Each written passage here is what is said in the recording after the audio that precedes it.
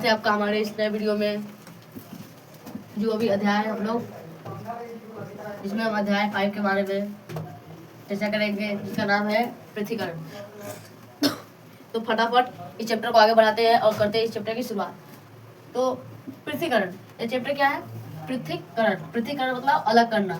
क्या है इसका मतलब? होता है अलग करना, अलग करना। पृथ्वीकरण, पृथ्वीकरण मतलब होता है अलग करना, किसी जैसे किसी वस्तु से किसी वस्तु का अलग करना। पृथ्वीकरण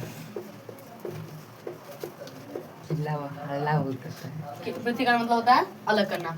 तो अलग करना मतलब क्या हो सकता है? जैसे आप लोग अपने गांव में, जैसे आप लोग गांव में रहते हैं तो आप लोग अक्सर देखते होंगे, जब गेहूं की कटाई होती है, उसके बाद क्या होता है? दौनी होता है। तो दौनी क्या होता है? यह एक प्रकार का पृथक्करण है। इसमें क्या होता है? जिसमें जो होता है वो गेहूं अलग होता है, भूसा अलग होता है। तो गेहूं अलग होता है, भूसा अलग होता है। फिर आपने पहले, अभी जो नया अभी जो ट्रैक्टर मशीन आ चुका है, उससे हम लोग को दौनी करना मतलब पृथक्करण करना, गेहूं का पृथक्करण करना आसान हो चुका है। पहले किस चीज से होती थी? बैल से होती थी। या फिर उससे पहले क्या होता था? अनाज की पिटाई होती थी। अनाज को पीट कर होता था। तो पहले के ये विधि था, बैल से अनाज को पीट कर। अभी क्या आ चुका है? अभी आ चुका है थ्रेसिंग मशीन। कौन सा मशीन आ चुका है?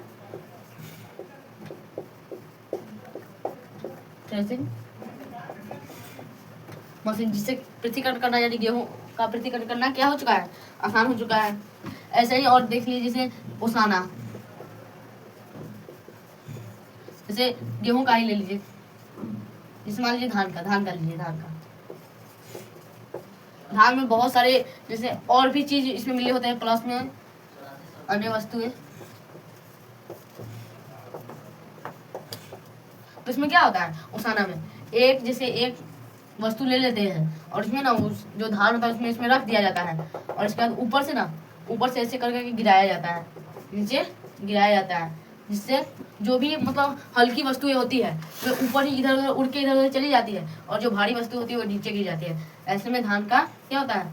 ओसाना होता है, या फिर ओसाई कहते हैं इसे हम लोग क्या कहते हैं? ओसाई कहते हैं। तो पृथ्वीकरण की लगभग बहुत सारी विधियां है, जिसमें से हम लोग को अभी पढ़ना है, जिसमें चुनना भी आता है। किसी भी चीज को चुनकर अलग करते हैं, चाल कर अलग करते हैं। पृथ्वीकरण की और भी नई विधियां होती है, मतलब बहुत सारी विधियां होती है। जैसे देख लीजिए, एक अलग करना यानी चुनना होता है, एक होता है चालना। तो चुनना में क्या होता है? चुनना में जैसे चावल ले लीजिए, चावल में बहुत सारे ईंट पत्थर ये मिले होते हैं छोटे छोटे, तो इन्हीं को चुनकर क्या किया जाता है? चुनकर अलग किया जाता है। क्या किया जाता है? अलग किया जाता है। तो चुनकर क्या किया जाता है? अलग किया जाता है। और इसके बाद क्या है? चालना।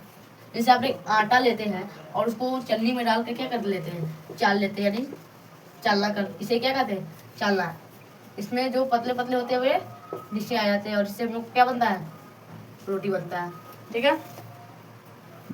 तो जैसे आप लोग पृथ्वीकरण की बहुत सारी विधियां पढ़े हैं, तो इसमें जैसे आप लोग को मिल जाए कहीं कहीं पे बालू से नमक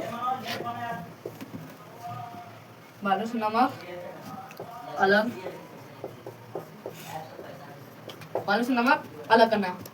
तो इसको क्या करेंगे? इस मान लीजिए अगर बालू जो है उसमें नमक गिर गया है, तो आप उसमें क्या कर सकेंगे? तो इसमें जैसे मान लीजिए आप रेत में पानी डालिएगा, तो क्या होगा? पानी मतलब रेत नहीं घुलेगा, और जो नमक होगा, नमक क्या होगा? घुल जाएगा।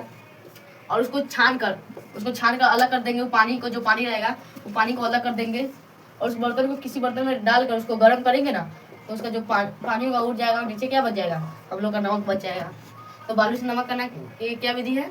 ये नमक घुल जाए, वैसे हम लोग इसे कह सकते हैं चालना, तो छानना विधि द्वारा क्या हो गया? हम लोग का बालू से नमक का अलग हो गया, यानी पृथक्करण हो गया। तो बालू से नमक अलग करना क्या है, पहले नमक, और मान लीजिए नमक बालू घुल चुका है तो क्या करेंगे, बालू जो होगा नीचे बैठ जाएगा, यहाँ पे बैठ जाएगा, क्योंकि बालू क्या है, अघुलनशील है। अघुलनशील तो हम लोग पिछले ही वीडियो में हम लोग इसकी चर्चा कर चुके हैं। तो क्या होगा, बालू से ही घुल जाएगा। तो इसको क्या करेंगे, पहले तो इसको मतलब छान लेंगे, और छानने के बाद जो पानी बचेगा उसको हम लोग गर्म करेंगे, तो यहाँ पे हम लोग को नमक मिल जाएगा। क्या होगा, नमक मिल जाएगा। तो दोस्तों हम लोग का नेक्स्ट टॉपिक है थिराना और निथारना। तो थिराना क्या होता है, जो अघुलनशील पदार्थ होते हैं, अघुलनशील पदार्थ आप लोग जान चुके हैं। अघुलनशील जो पदार्थ होते हैं उसको हम लोग जल के साथ जल में डालते हैं, तो क्या होता है, नीचे बैठ जाता है, नीचे पेंदे में बैठ जाता है या जमा हो जाता है। तो इसे हम लोग क्या कहते हैं, इसी जो बैठता है इसकी जगह हम लोग क्या कहेंगे, इसी को हम लोग थिराना कहेंगे। और निथाना क्या है, ये जो थिराना हो चुका है या जो बालू या फिर जो भी चीज है जो नीचे बैठ चुका है उसको अलग करने की विधि है, अलग करने की विधि है। तो पहले क्या है, थिराना जो अघुलनशील पदार्थ है वो क्या है, जल में नीचे बैठ जाता है, ये जो भी द्रव है उसके नीचे क्या हो जाता है, बैठ जाता है। और दूसरा क्या है, निथाना, जो भी द्रव में जो बैठ चुका है उसको अलग करने की विधि क्या है, निथाना है। तो पृथक्करण की बहुत सारी विधि है, जिसमें से क्रोमेटोग्राफी भी आता है, क्रोमेटोग्राफी भी आता है। क्रोमेटोग्राफी क्या है, ये भी एक पृथक्करण का तरीका है, ठीक है। क्रोमेटोग्राफी एक पृथक्करण का तरीका है। तो आज हम लोग